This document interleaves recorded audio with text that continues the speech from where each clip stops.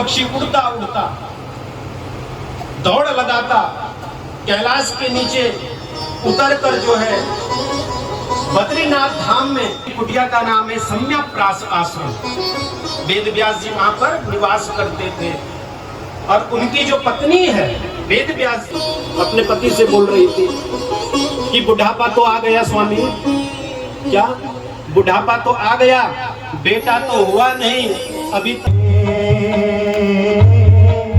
बद्री नारायण बोल,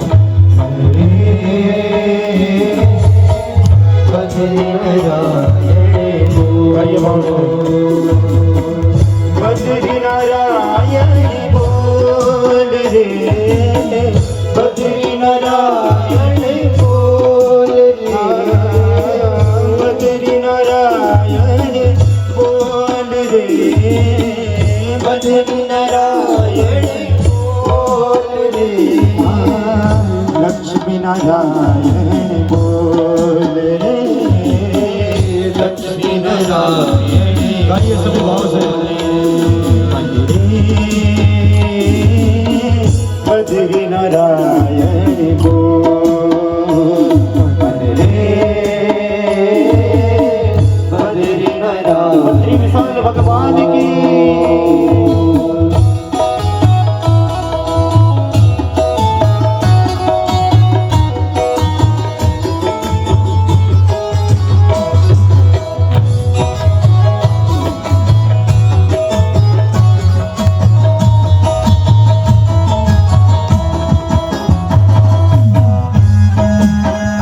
और उस ब्रह्मास्त्र को शांत किया।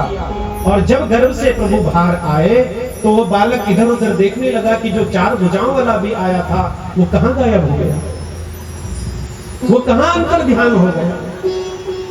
और जैसे ही भगवान बाहर आए अब उत्तरा से पूछा, अब तो कोई बात तकलीफ की बात तो नहीं। उत्तरा ने हाथ जोड़ दिए, प्रभु आपने रक्षा की। अब जब उत्तरा की रक्षा की, गर्भस्थ शिशु की रक्षा की, कि विपदं सन्तु न सस्वत्रं तत्रं जगतयद्गुरो भवतु दर्शनं यास्यात् पुनरभवो दर्शनः। अब यहाँ पर कुंती मैया, अब भगवान जी जो है रथ पर चढ़ने ही वाले थे जाने के लिए, सबसे विदा ले रहे हैं। इतने में कुंती मैया आ गई और कुंती मैया से भी पूछा, मैया बुआ अरे आप भी तो कुछ मांगो।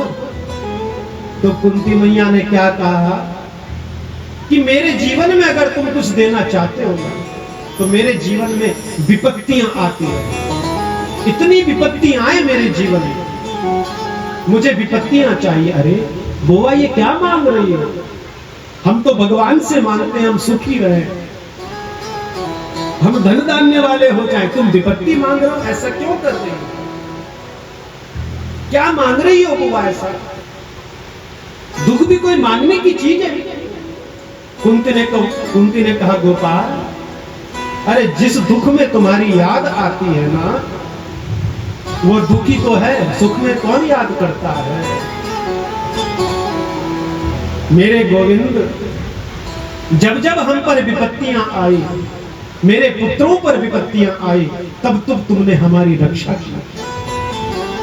भीमसेन को जहर जब पांडवों के द्वारा दे दिया गया था तो तुमने उसकी रक्षा की और 1000 हाथियों का बल लेकर वो वापस आया। लाक्षक ग्रह में तुमने पांडवों को मृत्यु से बचाया। और अभी अभी नहीं देखा कि उत्तरा के गर्भ में जो है तुमने उस शिशु की रक्षा की है गोविंद। इसलिए मैं विपत्तियां मांगती हूँ, मेरे जीवन में इतनी विपत्तियां आए कि तुम्हारा साथ हमेशा बना रहे।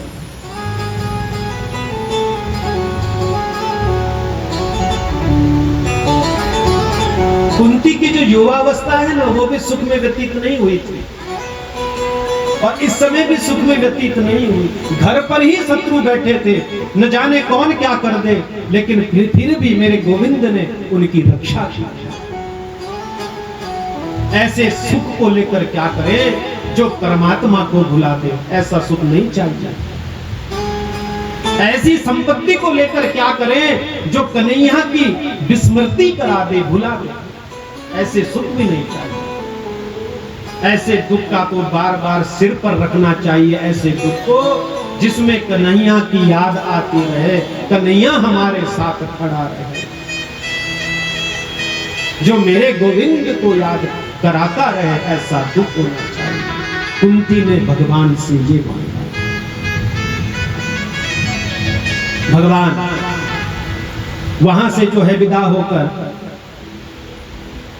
चले और यहाँ पे सौनकादि 88,000 ऋषि जो सूत जी से कथा सुन रहे हैं, उन्होंने कहा है सूत जी कि जो अश्वत्थामा की ब्रह्मास्त्र से जो भगवान ने जिस शिशु की रक्षा की,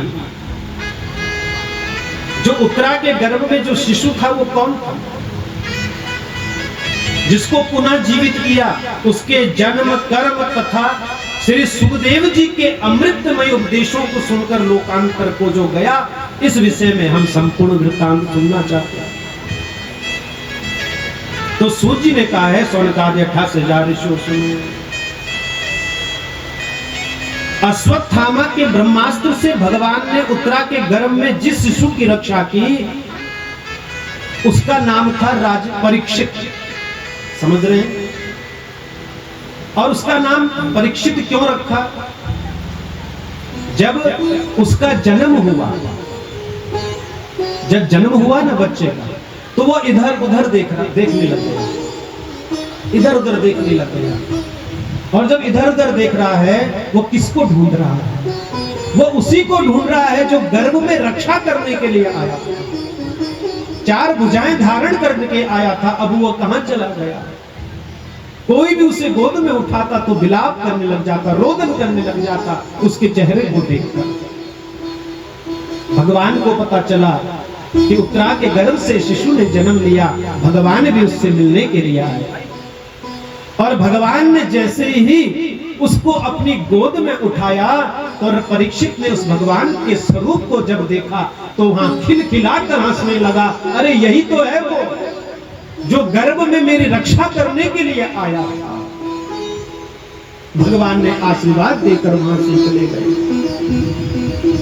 यह बच्चा राजा परीक्षित जो है बड़ा हुआ, पांडवों ने पूरा साम्राज्य इसको दिया और पांडव जो है चले गए अपने जो है धीरे धीरे शक्ति को प्राप्त होते गए। राजा परीक्षित को सारा राज्य पांडवों ने सौंप दिया।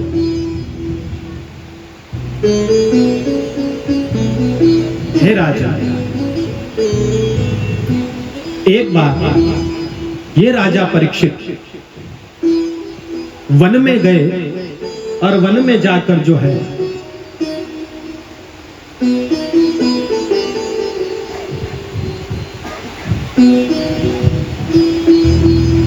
वन में गए तो भूख और प्यास लगी हुई थी। अब भूख प्यास लगी है तो जंगल में इधर उधर देखा तो कुछ नहीं, एक कुटिया दिखाई दी, एक ऋषि का आश्रम दिखाया। उस ऋषि के आश्रम में प्रविष्ट हुए, आवाज लगाई तो कोई आवाज नहीं दिया।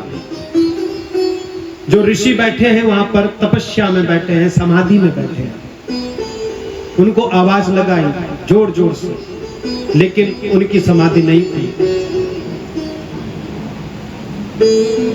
अब राजा परीक्षित मन में सोचने लगा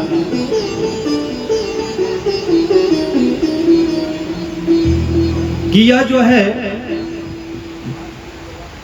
जानबूझकर जो है ऐसा कर रहा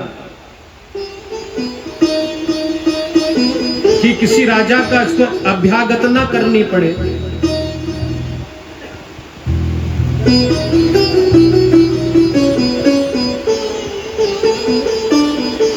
तो यहां पर बोलकर जो है सूत जी फिर यहां पर मौन हो रहे हैं। सौनकादि 88,000 ऋषियों ने कहा आप मौन क्यों हो?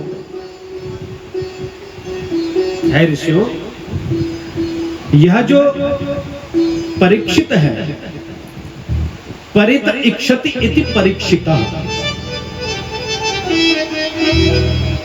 ये धीरे धीरे जो उसको शुरुआत से जो है सूत जी बता रहे हैं, धीरे धीरे जब ये बड़ा होने लगा, युधिष्ठिर महाराज ने राजा मरुत के यज्ञ छोड़े गए पात्रों में धन मंगाकर अश्वमेघ यज्ञ की कर्म करवाया, द्वारिकाधीश को भी वहां पर बुलाया और द्वारिकाधीश जब चले तो अर्जुन को उसके साथ, उनके भगवान के साथ भेजा है कि जाओ भगवान को जो है वहां पर छोड़ कर आओ। अर्जुन साथ में चले गए। सूत जी कहने लगे, है ऋषियों, जिस तरह बोला तीर्थ यात्रा को निकले हुए श्री विदुर जी ने आते हुए देखा तो सभी पास जाकर प्रणाम करने लगे उनको। उनमें पांडव, कृपाचार्य, धृतराष्ट्र, द्रौपदी, सुभद्रा, द्रोणाचार्य की पत्नी और सब अश्रुपूरित नेत्रों से जो है उनका स्वागत किया है। तो युधिष्ठिर ने जो है विदुर जी से कहा है कि है चाचा जी, जिस तरह पक्षी अपने बच्चे को अति स्नेह से कारण पंखों में छुपा लेते हैं, पालन पोषण करते हैं, उनको बढ़ाते हैं, आपने भी माता के साथ हम सबको विष और लाक्षाग्रह से बचाया है। भगवान को बोला। और है भ्राताश्री, जैसे हजारों गायों के मध्य में जो एक बछड़ा होता है ना, हजारों गाय खड़ी होंगी लेकिन वो बछड़ा अपनी माँ को तुरंत से पहचान लेता है, तुरंत से अपनी माँ के पास चला जाता है। बोला उसी तरह मनुष्य द्वारा किए हुए कर्म के साथ ही जाते हैं, यानी उसी का अच्छा बुरा फल उसको देते हैं। सूत जी महाराज कहने लगे, जब अर्जुन को द्वारिकाधीश के साथ गए हुए 7 महीने हो गए, फिर भी जब वो वापस नहीं लौटे अर्जुन, तो युधिष्ठिर महाराज चिंतित होने लगे कि अभी तक ये वापस क्यों नहीं आए। और उस समय जो है भयंकर उत्पात होने लगे।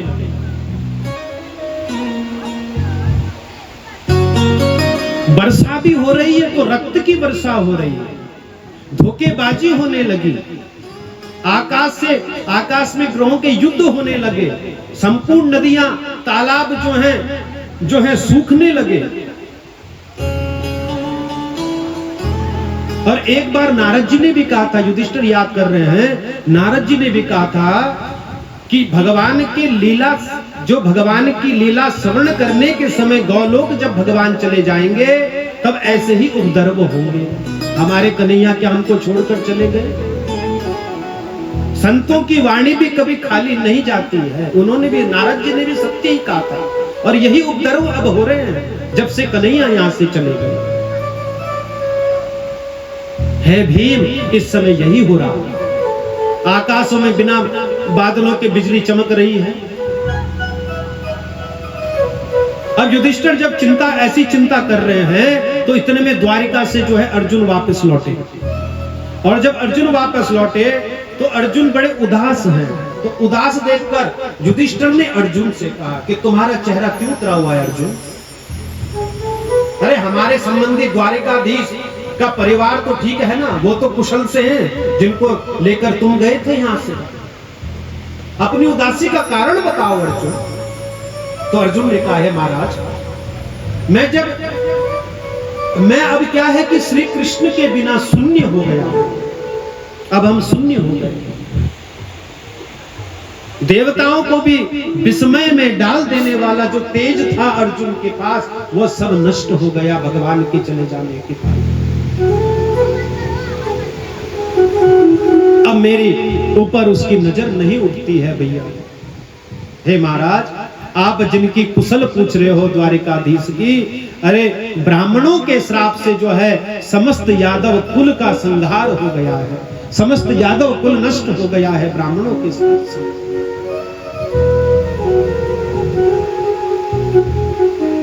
सूत जी कहने लगे, है ऋषियों, इस समाचार को सुनकर जो है युधिष्ठिर महाराज ने अपने पौत्र परीक्षित को पूरा राज्य दे दिया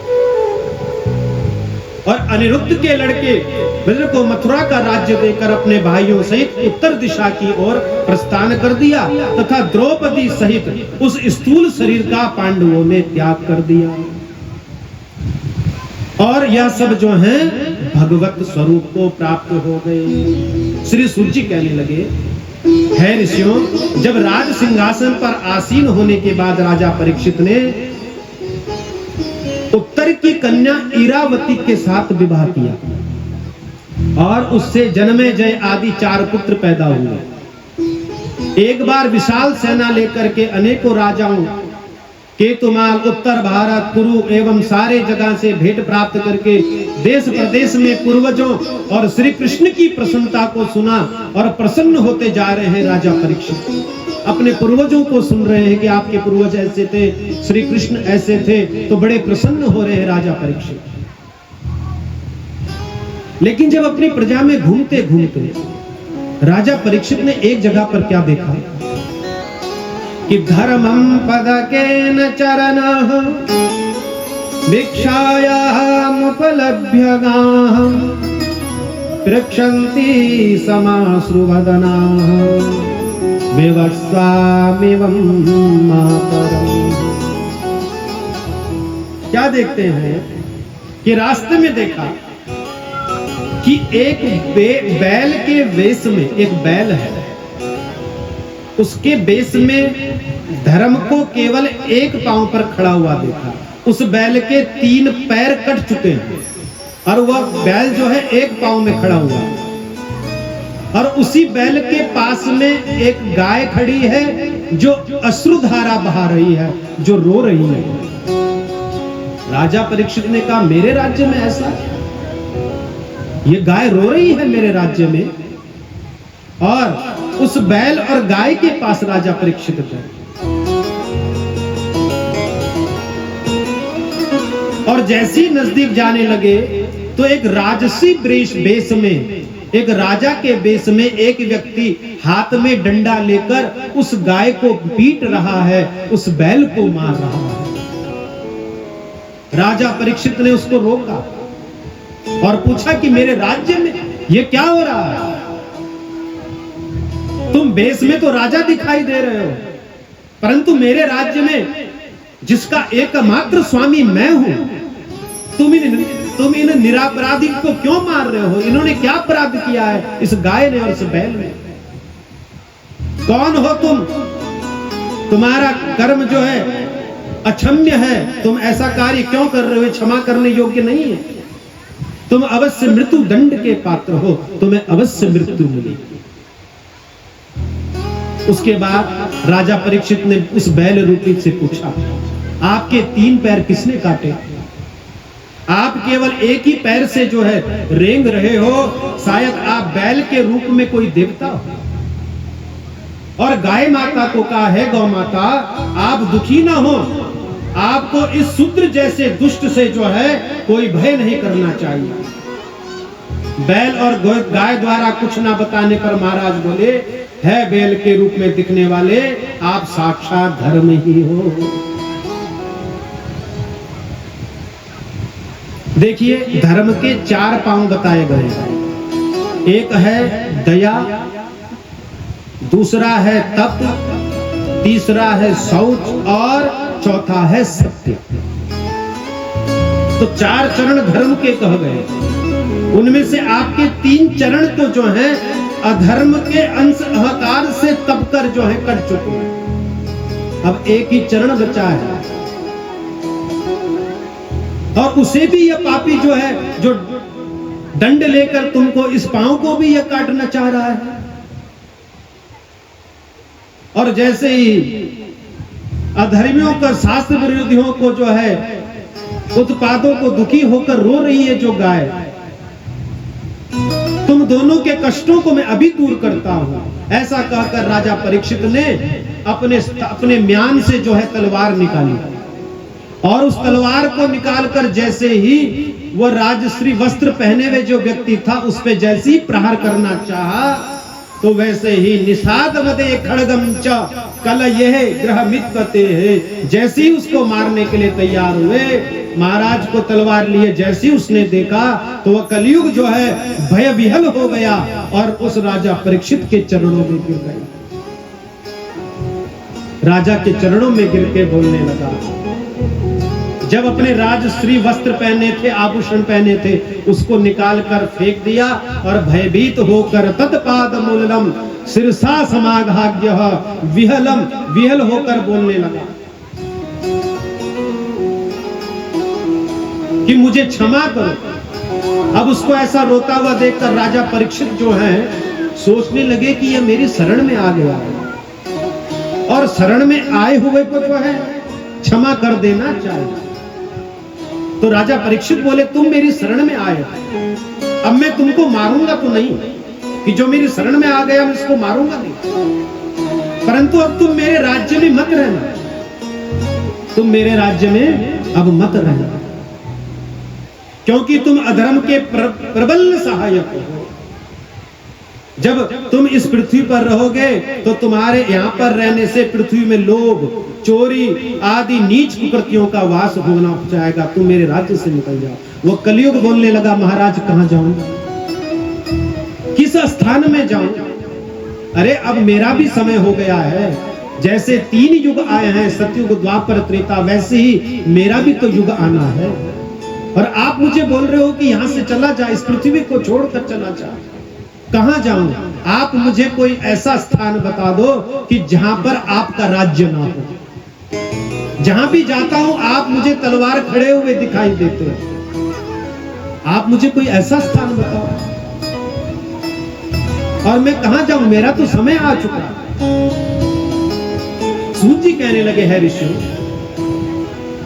कलयुग के आग्रह पर जब कलयुग ने कहा महाराज ने जादी जो आप मुझे जगह दोगे महाराज मैं वहीं पर रहूंगा।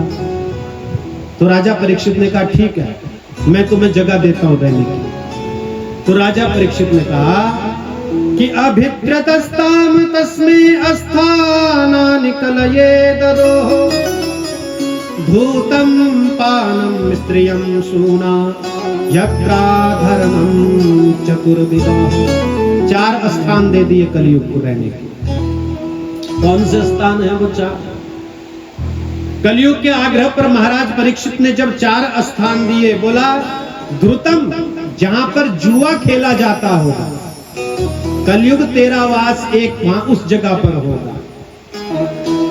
दूसरा बोला पानम जहां पर शराब पी जाती होगी, कलयुग दूसरा वास तेरा वहां पर होगा। तीसरी जगह बोल दिया स्त्रियम सूना जहां पर स्त्रियों के साथ व्यभिचार होता होगा, तीसरा स्थान कलयुग तेरा वहां पर होगा।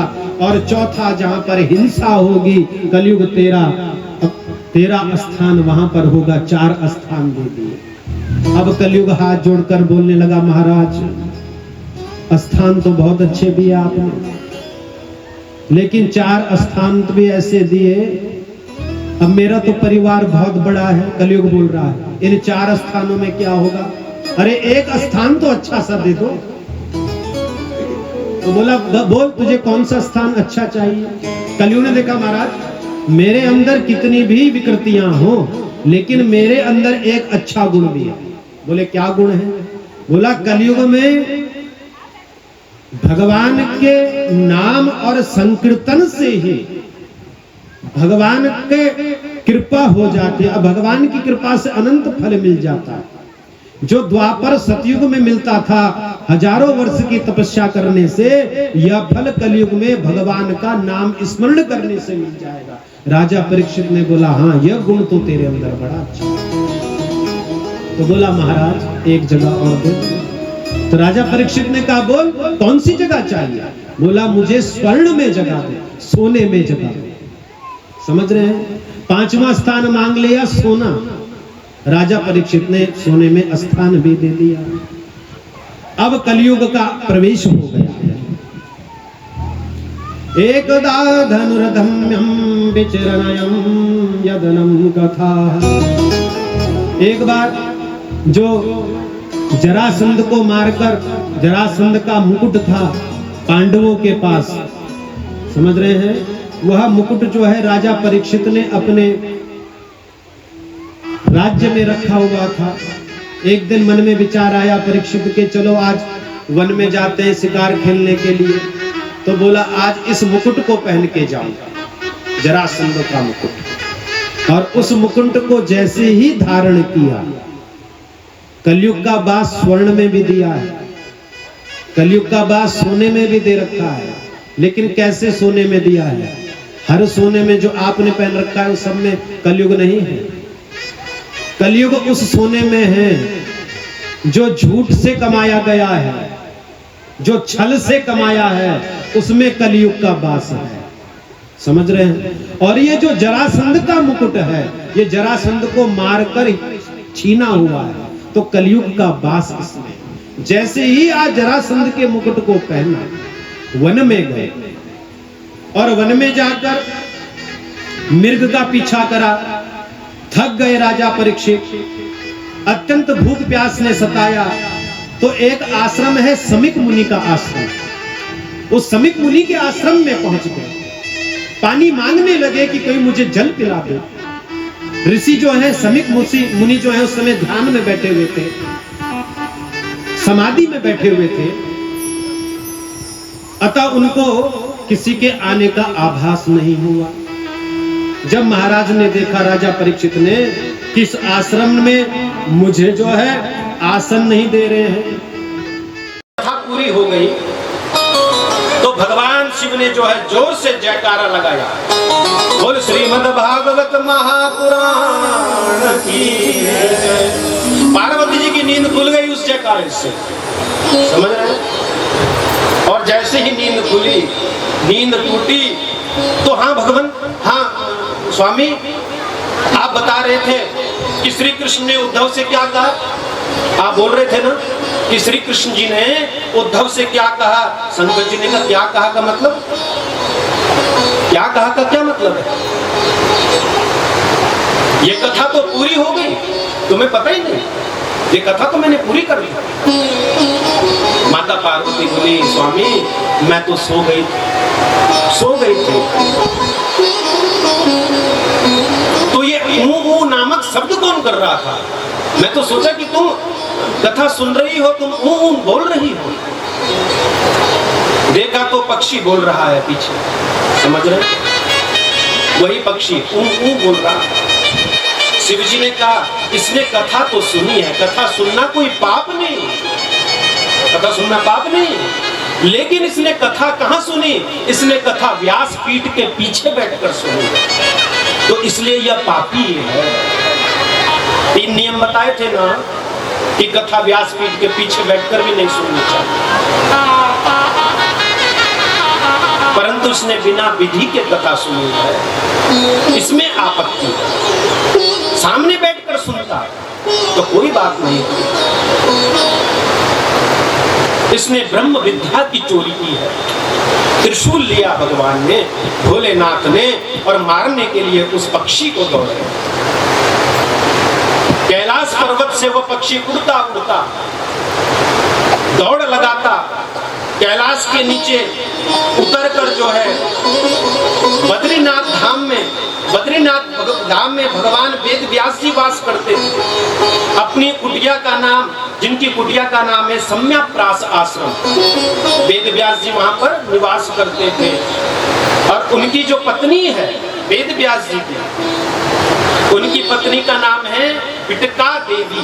वो बैठी हुई थी और अपने पति से बातें कर रही थी, अपने पति से बोल रही थी कि बुढ़ापा तो आ गया स्वामी, क्या बुढ़ापा तो आ गया, बेटा तो हुआ नहीं अभी तक।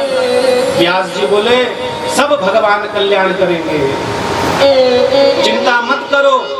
मन में ऐसा व्यास पत्नी जब सोच रही है कि उन्हें जोर से उबासी आ गई, उबासी आई, मुंह को खोला उबासी लेते हुए, तो वो उड़ता हुआ पक्षी जो है, वो नन्हा सा सुख जो है उनके मुख में प्रवेश कर गए और सीधा व्यास जी की पत्नी के गर्भ में वो पक्षी चला गया। समझ रहे? बोलिए श्री सुखदेव जी महाराज के। अब श्री शंकर जी देखकर चले गए, पक्षी का तो कोई पता ही नहीं चला। वही आचार्य सुखदेव जी 12 वर्षों तक मातृ गर्भ में रहे, 12 साल तक। और जन्म लेते ही सुखदेव जी का कैसा चरित्र है, जन्म लेते ही जो सन्यास को जिन्होंने धारण कर लिया 12 वर्ष की आयु में, शरीर पर कुछ नहीं है, जन्म हुआ और जन्म होते ही जो है वन की तरफ चले गए। न माता को कुछ बोला न पिता को, क्योंकि 12 वर्ष की अवस्था है, शरीर पर सिर्फ 4 अंगुल की लंगोट है, उसके अलावा शरीर पर कुछ नहीं है। व्यास जी पीछे पीछे भाग रहे हैं, पुत्र पुत्र कहकर रोक रहे हैं उसको। ऐसे परम वंदनीय पूज्य सुखदेव जी के चरणों में हम प्रणाम करते हैं। व्यास जी कह रहे हैं पुत्र पुत्र चिल्ला रहे हैं, तो जवाब मिलता है वृक्षों से, वृक्ष बोल रहे हैं। शायद ये बताना चाहते हैं व्यास जी को कि इस बार जिनके आप पिता बन चुके हो, पहले वो आपके पिता रहे होंगे, पहले वो आपके पिता रहे होंगे। सुखदेव जी परम संत और संतों की जो सानिध्य है, संतों की जो शरणागति है, वो जीवन को संवार देती है। और संतों का जो जीवन चरित्र है ना, जो संतों का चरित्र है, संतों की सत्संगति है, वह हमारे जीवन को संवार देती है। बोलिए सुखदेव जी महाराज की। तो आइए एक सुंदर भजन के माध्यम से आगे की कथा में हम प्रवेश करेंगे।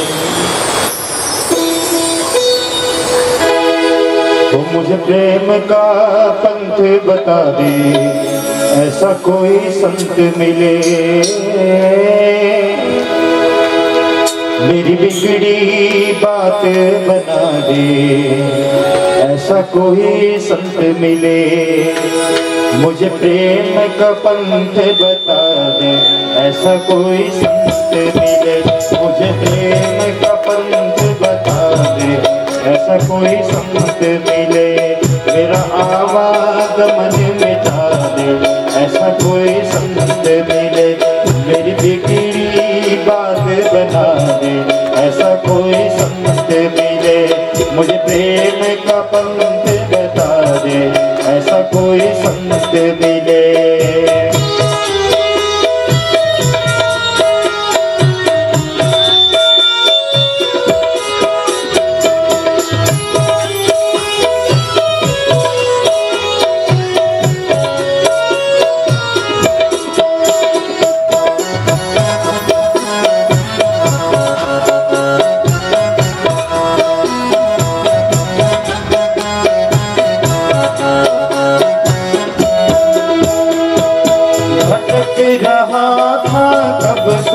जग में भटक रहा हूँ कब से जग में, इस माया के बड़े बंधन में, इस माया के बड़े बंधन में।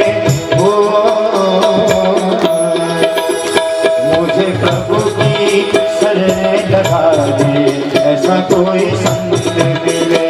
मुझे प्रभु की शरण लगा दे, ऐसा कोई संत मिले। मुझे प्रेम का पंथ बता दे, ऐसा कोई संत मिले। मेरी बिगड़ी बात बना दे, ऐसा कोई संत मिले।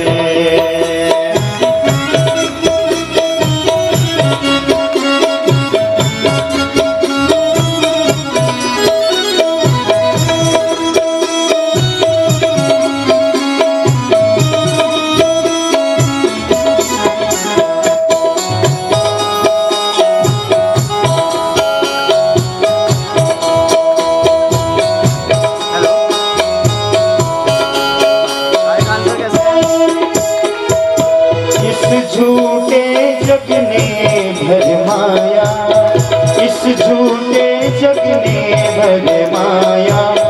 सत्य मान कर प्रेम लगाया, सत्य मान कर प्रेम लगाया, सत्य मान कर प्रेम लगाया।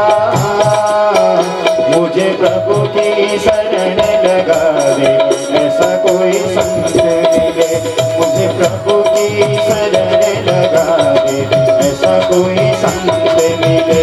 मेरी बिगड़ी बात बना दे, ऐसा कोई संत मिले। मुझे प्रेम का पंथ बता दे, ऐसा कोई संत मिले। बोलिए कृष्ण भगवान की।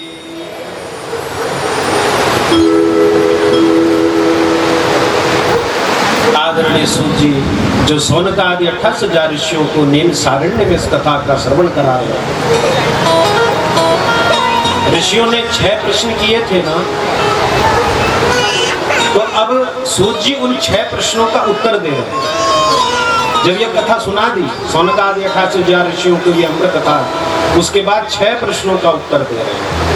पहला प्रश्न क्या था कि मानव के लिए परम धर्म क्या है? मानव के लिए परम धर्म क्या है? तो सूत जी का उत्तर है कि मनुष्यों के लिए सर्वोत्तम धर्म है श्री कृष्ण के चरणों में प्रीति होना। पहला धर्म क्या है? भगवान श्री कृष्ण के चरणों में प्रीति लगाना, कन्हैया के चरणों में प्रीति लग जाना। लेकिन कन्हैया के चरणों में जो प्रीति हो ना, कैसी लगानी है? बोला निष्काम होनी चाहिए, उसमें कामना नहीं होनी चाहिए। ऐसी कामना ना हो कि प्रीति तो लगा रहे हैं कि ये भगवान बस हमारी फैक्ट्री चल जाए ना, निष्काम भक्ति होनी चाहिए। ये हमारा मनुष्य का परम धर्म है, निष्काम प्रेम। दूसरा प्रश्न है कि मंदिर में पूजा करने जाते हैं तो श्रेष्ठ देवता कौन है? किसको पूजना चाहिए? तो दूसरे प्रश्न का उत्तर दे रहे हैं सूत जी। बोल रहे हैं, सूत जी ने बड़ी सुंदर बात कही कि निंदा कभी किसी की मत करो और निष्ठा हमेशा एक से करो। निंदा कभी किसी की नहीं करनी, लेकिन जो निष्ठा है वह एक से रखनी चाहिए। जैसे वृक्ष की जड़ में हम पानी डालते हैं ना, तो ऊपर पत्ते भी उसके हरे हो जाते हैं। अरे पानी तो हम जड़ में डाल रहे हैं, लेकिन उस वृक्ष के पत्ते ही हरे हो जाते हैं। तो जब हम लोग गौर से देखें तो वृक्ष में सैकड़ों डालियां होती हैं, अरबों उसमें पत्ते लगे होते हैं, करोड़ों उसमें फूल होते हैं, लाखों फल होते हैं, परंतु जड़ तो उस वृक्ष की एक ही है। जितने देवी हैं, जितने देवता हैं, सबका मूल तो केवल श्री कृष्ण है। भगवान कृष्ण ही उनका ऐसा ना करो मंदिर में जाकर। घर पर भी मैंने देखा कई लोग पहले दुर्गा जी की मूर्ति लगी हुई, उसके आगे धूप रखती, फिर बगल में शिव जी बैठे हैं उनकी उधर, फिर नजर हनुमान जी में भी पड़ गई, फिर उधर भी नजर। किसी एक की भक्ति पूरी ढंग से नहीं हो पाती। निष्ठा एक ही है, जिसको भी आप मानते हैं, लेकिन सभी देवी देवताओं का जो मूल है वो क्या है? वो कृष्ण है, वह जड़। इसी से सब देवी देवता अवतरित हुए हैं। और हम लोग क्या करते हैं? मंदिरों में जाते हाथ जोड़ रखे हैं हमने मूर्ति के आगे, जोड़ते हैं ना हाथ, आंखें भी बंद कर लेते हैं, मनोकामना भी मांग लेते हैं, और दरवाजा है बिल्कुल बगल में मंदिर के अंदर प्रवेश करने के लिए। और क्या बोलते हैं? तेरा तुझको अर्पण क्या लागे मेरा। और फिर आंख खोल रहे, दरवाजे में देख रहे, चप्पल रखी हुई थी मेरी, है वही कि नहीं है? तन मन धन सब कुछ है तेरा स्वामी, सब कुछ है तेरा। फिर आंख खोल के देख रहे, चप्पल गई तो नहीं कहीं? तो ऐसी भक्ति भी क्या करनी? सारा तो अर्पण कर दिया भगवान पर, नजर चप्पल पर ही है। अरे जितना चप्पल पे ध्यान लगा के बैठे हो उतना भगवान पे लगाते ना, तो अभी तक उद्धार हो गया होता। बोलिए कृष्णचंद्र भगवान की। तो जितने देवी देवता हैं उनका जो जड़ भाग है वो कृष्ण है।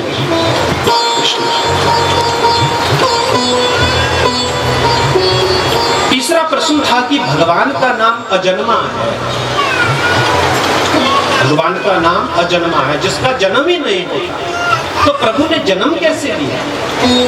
सूत जी कहने लगे, देखो प्रभु का जन्म नहीं होता है, प्रभु का तो अवतार होता है। ये जन्म नहीं है, ये अवतार लेते हैं प्रभु। अरे परमात्मा के तो भिन्न भिन्न अवतार हो गए हैं। जब जब हो धर्म के हानि, बड़ा ही असुर महाअभिमानी। जब जब धर्म की हानि होती है तो भगवान अवतार लेते हैं, जन्म नहीं लेते हैं। भगवान के 24 अवतार हैं। इन 24 अवतारों का हम चिंतन स्मरण करना चाहिए। राम कृष्ण दो एक हैं, अंतर नहीं निमेष। इनके नयन गंभीर हैं, उनके चपल भगवान कृष्ण और राम जी एक ही हैं। समझ रहे हैं? अंतर नहीं निमेष, निमिष मात्र का थोड़ा सा भी अंतर नहीं। लेकिन एक जगह बोला थोड़ा सा अंतर आ जाता है दोनों में। क्या? इनके नयन गंभीर हैं। भगवान राम जी के फोटो को कभी देख लो, भगवान रामचंद्र जी की जितनी भी फोटो होंगी, जितनी तस्वीर होंगी, उसमें भगवान राम जी के जो नयन हैं, जो आंखें हैं, वो गंभीर हैं। आधी आंखें खुली हुई हैं, आधी आंखें बंद हैं। तो ये गंभीर नेत्र इनको कहा जाता है कि बड़ा गंभीर व्यक्ति है भाई। और इनके नयन चपल, चपल बोलते हैं चंचलता। और वहां ठीक भगवान कृष्ण के नयनों को देखो, भगवान कृष्ण की आंखों को देखो, तो इनके नयन गंभीर नहीं दिखेंगे किसी भी तस्वीर में, किसी भी फोटो में। चंचलता इनकी आंखों में दिखेगी। फिर राम जी की तस्वीर को देखो, राम जी की जो तस्वीर है उसमें भगवान राम बिल्कुल सीधे खड़े हुए हैं, सीधे हैं, धनुष को लेकर बिल्कुल सीधे मिलेंगे। और भगवान कृष्ण की तस्वीर को देखो तो कम से कम 8 जगहों से टेढ़े मेढ़े दिखाई देंगे। भगवान कृष्ण सीधे कहीं नहीं मिलेंगे खड़े हुए, हमेशा टेढ़ी झांकी भगवान की दिखेगी। यह अंतर।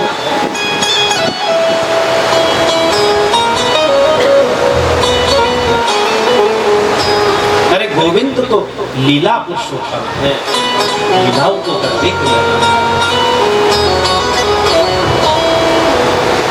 व्यास जी।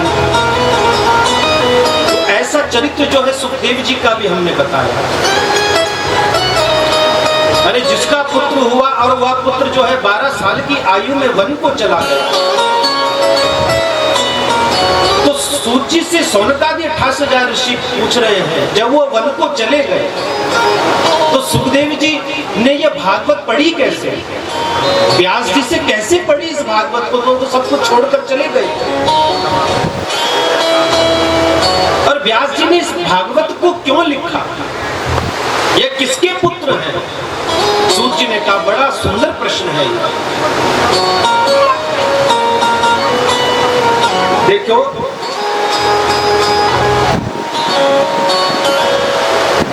बद्रीनाथ धाम जो है ना, एक बड़ा परम दिव्य धाम है।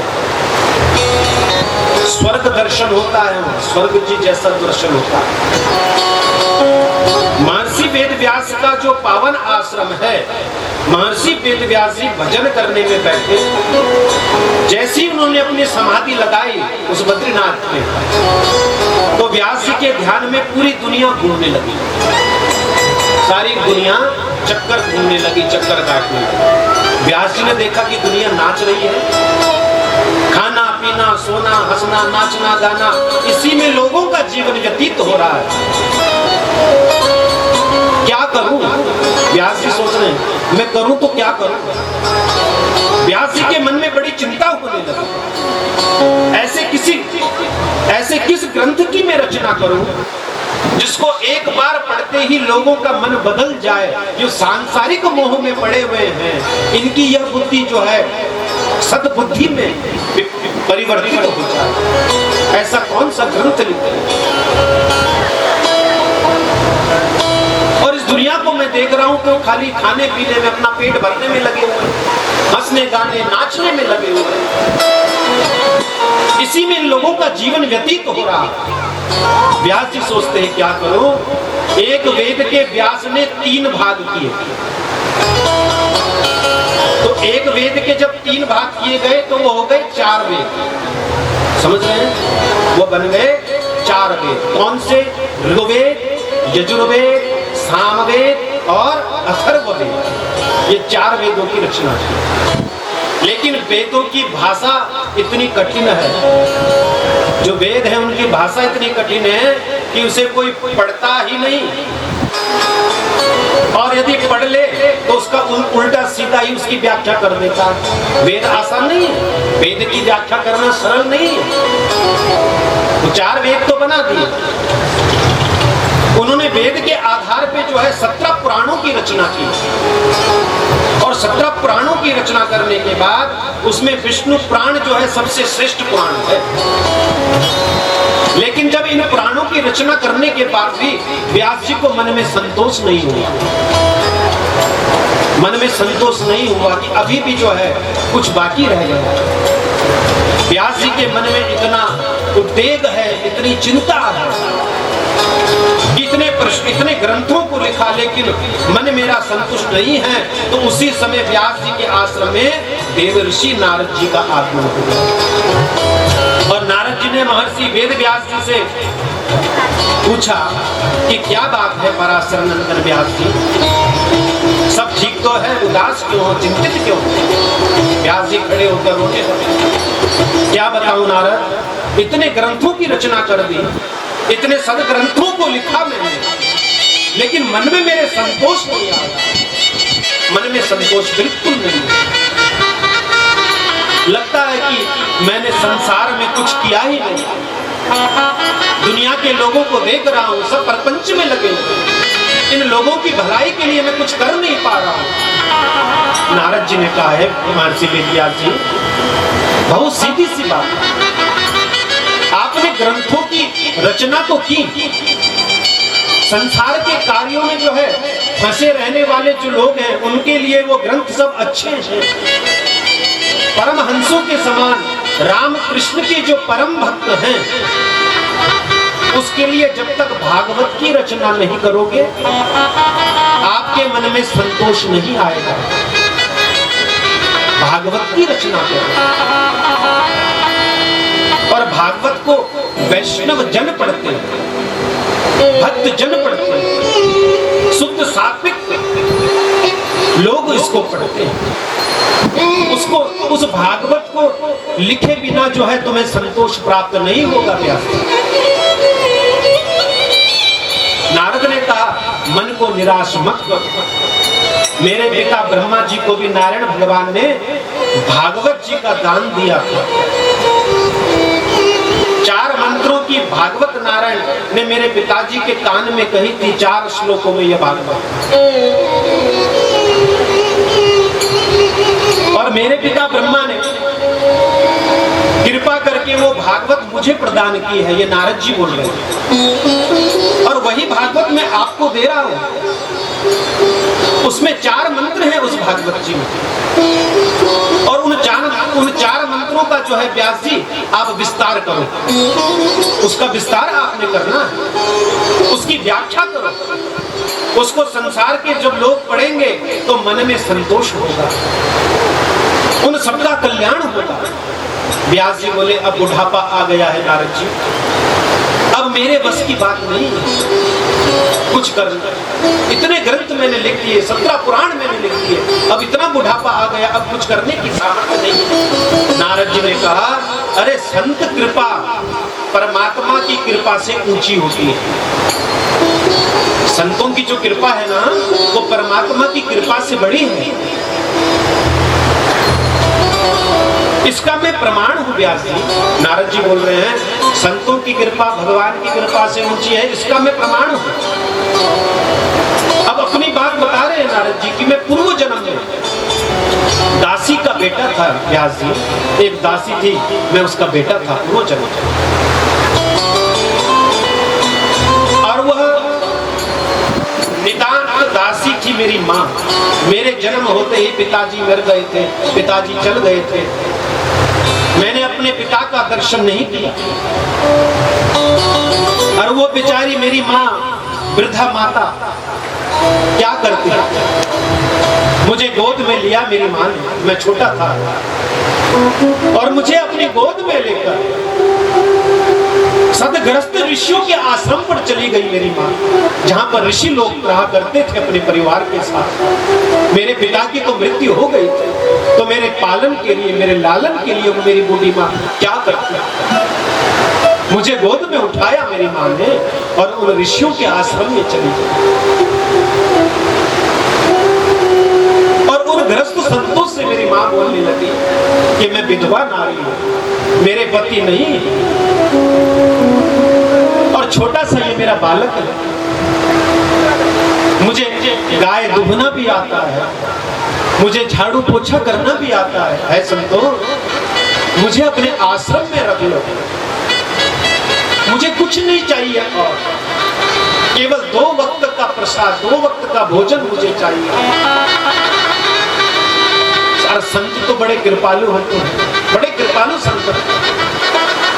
उन्होंने कहा बेटी आओ अंदर आओ, और उसको जब अंदर बुला लिया, हमारी पत्नियों के पास जाओ और वहां पर आराम से रहो। मेरी माँ आश्रम में गई, ऋषि मुनियों ने कहा हाँ तुम यहाँ आनंद से रहो, सेवा करो, जल भर कर लाओ, मंदिर में झाड़ू लगाओ, गाय धोकर लाओ, प्रेम से तब प्रसाद को पाना, भोजन करना। मेरी माँ ऋषि पत्नियों के साथ आनंद पूर्वक रहने लगी। व्यास जी नारद जी ने कहा अब जो संत लोग हैं, जो ऋषि लोग हैं, उनके यहाँ तो प्रातः काल से लेकर रात्रि तक जो है सत्संग होता है, भजन होते हैं। वहां तो भगवान की चर्चा के अलावा कोई दूसरी चर्चा होती ही नहीं है।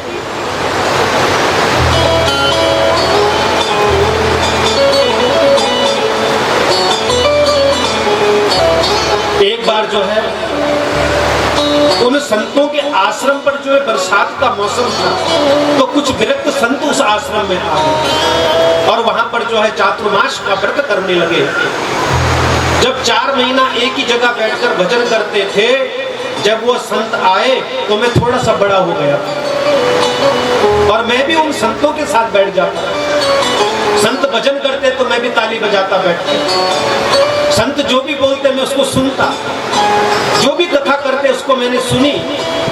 वो संत मुझे इतना प्यार करने लगे, इतना मेरा आदर किया। मेरा नाम ही बालक रामदास रख दिया, मेरा नाम ही रामदास रख दिया और सब लोग मुझे बच्चा रामदास ही बुलाने लगे। अब सत्संग करते करते, कथा सुनते सुनते मैं इस निष्कर्ष पर पहुंच गया कि संसार तो सपना है। जब मैंने इतना सत्संग सुन लिया तो मैं सोचता था कि ये संसार तो सपना है, संसार केवल स्वप्न है, कोई किसी का नहीं होता। जब मुझे पता चला कि 10 दिन के बाद तो संत लोग चले जाएंगे आश्रम को छोड़कर, तो मैं बड़ा व्याकुल हो गया। उनके चरण मैंने पकड़ लिए और कहा बाबा मैं भी आपके साथ चलूंगा, मुझे भी अपने साथ लेकर चलो। मैंने उनके चरण पकड़कर खूब रोया। संतों ने कहा नहीं बेटा, ऐसा तुम नहीं कर सकते, ऐसा तुम हमारे साथ नहीं जा सकते। क्यों बाबा? आप ही तो कथा में कहते हैं ना, आप ही तो कथा सुनाते हैं कि कौन किसकी माता, कौन किसका पिता। मुझे नहीं रहना इस घर में, मुझे तो आपके साथ जाना है, आपके संग जाना चाहता हूं। तो व्यास जी जब मेरी माँ को पता चला कि यह तो संतों के साथ जा रहा है, मेरा बेटा संतों के साथ जा रहा है। और आजकल जो है ना, ये संतों के साथ ज्यादा बैठा रहता है। तो माँ दौड़ते हुए आई और उन संतों के चरण पकड़ लिए कि मेरे बेटे को मत ले जाओ, मेरा एक ही पुत्र है, मेरा पति मेरे साथ नहीं है, और यह भी चला गया तो मेरी वृद्धावस्था में मैं क्या करूंगा। और आजकल न जाने ये कैसी बहकी बहकी बातें करता है।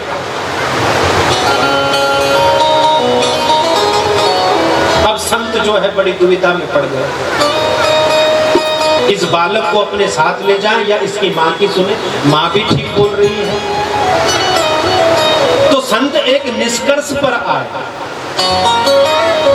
और व्यास जी उन संतों ने मुझे कहा, देखो बेटा, हमने तुम्हें एक बात और सिखाई है। बोला क्या? कि मातृदेवो भव, पितृदेवो भव, आचार्य देवो भव। माँ भगवान के समान है, पिता भगवान के समान है, तो तुम्हारी माँ तुम्हारे भगवान के समान है। तुम अपनी माँ के साथ रहो। माँ को देवी मानो।